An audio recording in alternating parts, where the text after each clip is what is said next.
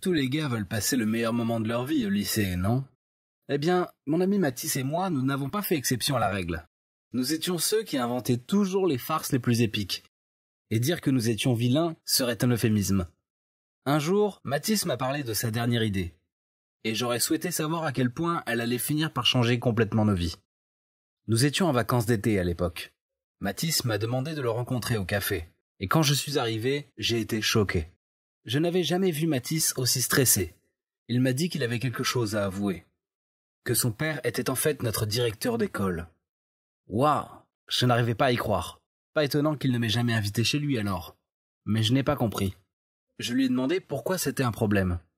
Et puis il m'a regardé directement dans les yeux et m'a dit qu'il avait découvert que son père sortait avec une professeure qui travaillait dans notre école et qu'il voulait dénoncer son père. Ce pourquoi il avait bien sûr besoin de mon aide. Évidemment, j'ai accepté de l'aider, et puis il m'a donné le tuyau.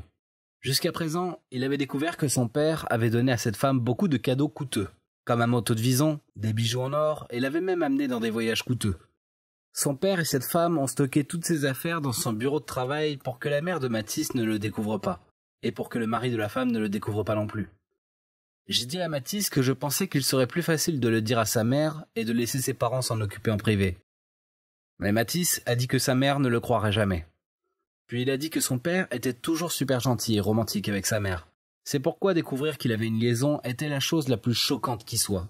Donc, c'était décidé à ce moment-là. Je devais l'aider. Il m'a demandé de l'aider à porter une boîte dans le bureau de l'école ce soir-là. Et qu'il serait là à m'attendre. Ah mon Dieu.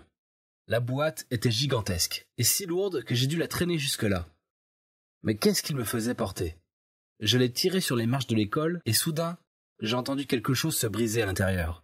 J'ai rapidement ouvert la boîte, en utilisant la lampe de poche de mon téléphone pour vérifier les dégâts. Et puis, j'ai presque crié de panique.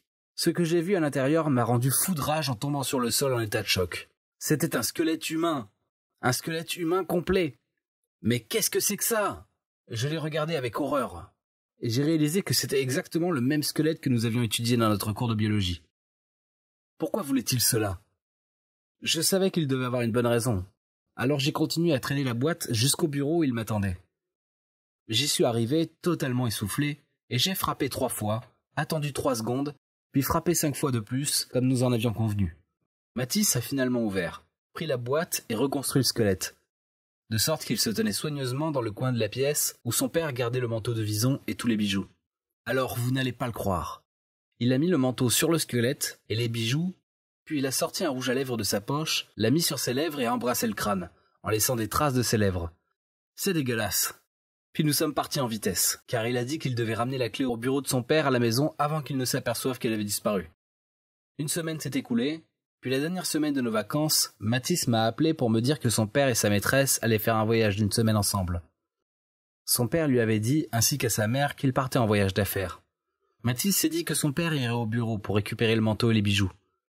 Même si c'était un été chaud et que la maîtresse de son père n'avait pas besoin de manteau. Mais Mathis a dit qu'elle semblait être le type de femme qui se souciait du statut et qui porterait ce manteau quel que soit le temps. Alors, moi, Mathis et quelques-uns de nos amis sommes allés attendre à l'extérieur du bureau pour que nous puissions secrètement regarder tout cela se dérouler. Mathis était tellement excité. Nous avons regardé, cachés derrière une autre porte, lorsqu'ils approchaient, puis ils sont entrés. Je ne pouvais rien voir car il faisait si sombre. Mais tout à coup, nous avons entendu des sons de panique venant de l'intérieur. La femme a continué à crier et littéralement 5 minutes plus tard, nous avons entendu la sirène d'une ambulance. Oh mon Dieu.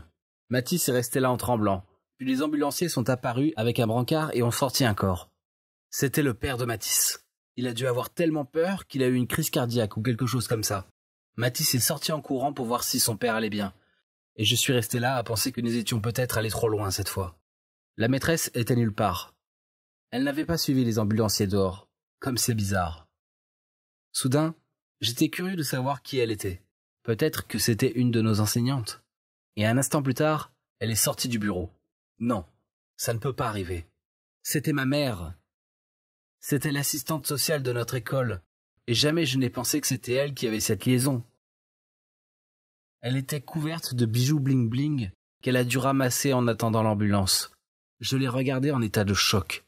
Et quand elle m'a vu, elle a paniqué. Elle ne voulait même pas me regarder dans les yeux. Elle a juste couru dehors vers l'ambulance, en laissant tomber quelques bijoux sur le chemin. Mes amis ne pouvaient pas le croire. Ils m'ont appelé un taxi et je me suis précipité à l'hôpital.